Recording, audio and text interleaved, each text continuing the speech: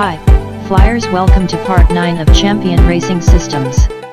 Let's get started where we left off. Managing a race team. You are the general manager, the buck stops with you. Overview. How many times have you seen a flyer hit a tough race and suddenly they are out for the season? It's understandable to a degree to see someone hit 3 hard weeks in a row and end up with almost no race team left. Racing has become harder as our weather is more severe. Then there are other factors which articles have been written but no scientific data has been provided. Such as cell phone towers are disrupting our pigeons, ultraviolet light changes due to changes in the atmosphere, documented, a weakening of the Earth's magnetic field, documented fact, and sonic booms from aircraft engines. We could go on and on about why we have tough races, but the hard and fast fact is, we have tough races even when we least expect them. Because they will often occur when you don't expect it, you have to know how to manage a team in order to compete for average speed. Managing a team means always having birds ready for every week. It means not putting your eggs all in one basket. Factors influencing managing a team. Systems.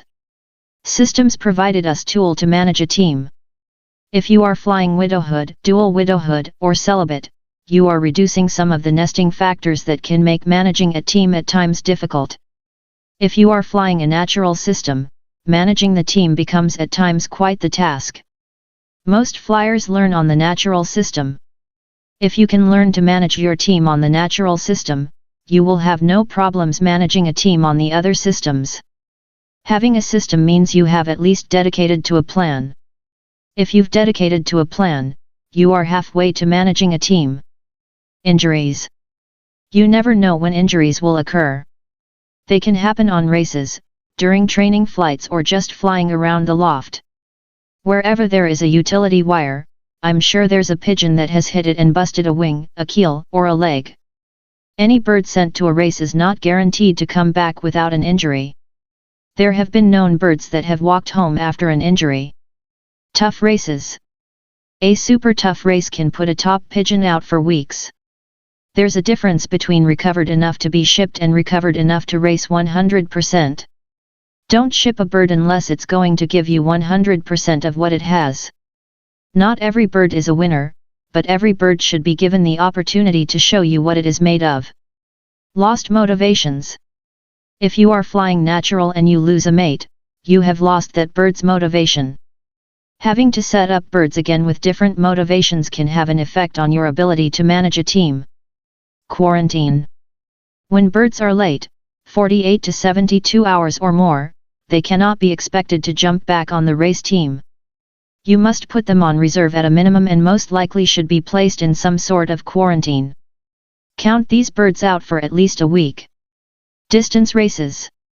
When you start flying 400, 500, and 600 plus miles, you are getting into the meat of racing pigeons. It's almost a sure bet that your race winners are not only fast, but they are not followers. An unfortunate part of long-distance racing is that even diploma winners and race winners will have a bad race. I've seen 500-mile races turn into 3 days races, and even then with very few clocked pigeons. Not only will these birds be late, but some will be so worn down it may take them weeks to recover. Average speed. Competing in average speed means having a bird for every race and clocking a bird in race time for every week. You cannot successfully compete for average speed until you learn to manage a race team. There's a difference between competing and remaining in average speed. There have been recorded seasons in which only one person remained in average speed to attain victory, and there are many recorded seasons in which no one finishes average speed. We know of the pitfalls. Here's how to manage the team. Sub-teams. Breaking your team into sub-teams at the beginning of the season helps you to mentally visualize your season at the beginning from a manager's point of view. If you are competing for average speed, you need to have birds available and in form for every race. If you are flying natural, that means having birds on different nest positions at all times. If you are flying another system, it's now when in the race season you want your teams to reach maximum form. Short, middle distance team. In your club and combine, there are only 2 short races at the beginning of the season, and then we are on to middle distance races. For my purposes, there is no distinction between short and middle distance. Often, the long-distance birds will fly the first few short races. Once middle distance is reached, long-distance racing also begins. Short and middle distance is defined as 75 to 300 miles. We've already discussed how even middle distance races can turn into super tough races. You should further divide this short and middle team into Team A and Team B. Long distance team. Long distance is 400 to 600 plus mile races. In our combine we have a 400, 400, by 500, 500, by 600, 600. Knowing already that there will be long distance races back to back, it's a good idea to further break down the long distance team into Team A and Team B. Team A will fly 400, by 500, by 600, by end of season. Team B will fly, by 400, by 500, by 600, end of season. Each team will have 2 bye weeks to rest, retrain, and come back at 100%. If your short team falls apart due to unforeseen circumstances, you are still able to pull from one of the long-distance teams and place them on the A team or B team of the short-distance team. Active versus reserve team or A team and B team. Having an active team and reserve team concept will put you in the frame of mind to hold the reserve team back so that you have fresh pigeons for the next week's race. There are often times when competition tempts a flyer into shipping all his best pigeons on one race only to have a smash or near smash race ruin an entire season. By planning ahead you will be ready for that smash which crushes your opponents and you can swoop in with a fresh team and score. Remember there is a difference between fresh and untrained. Birds that are not racing still need to be taken on training tosses or at a minimum flag flown. For our combine, the A team and the B team on the long distance team will compete the same number of long distance races, which is 3 for a total of 1500 miles, not counting any short races at the beginning. It is most improbable that any pigeon could give 100% and compete in all 6 long distance races. This also allows for transfers from one team to another. For example, the first race of the A team results in a near smash.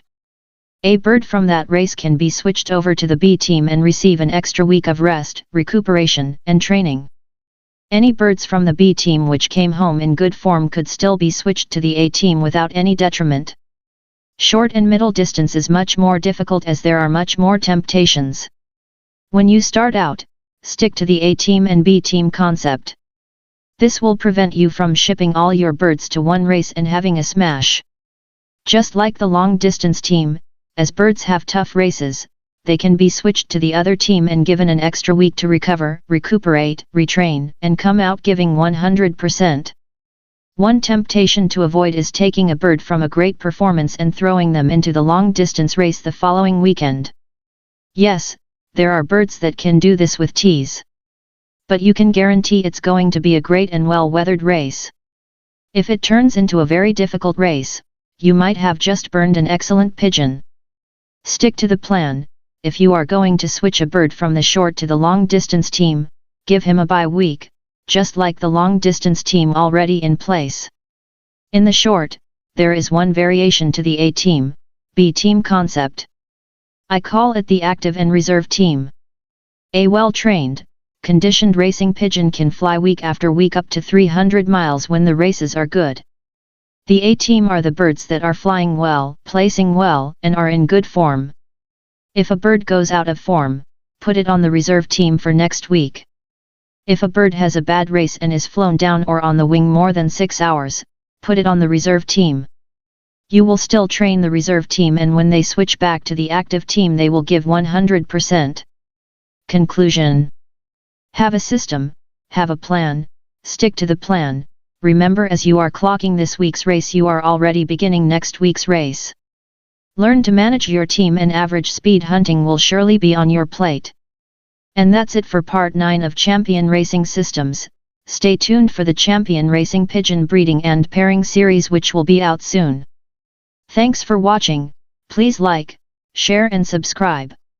Your free downloads are below. Check out my other informative racing pigeon videos on my channel. Thank you.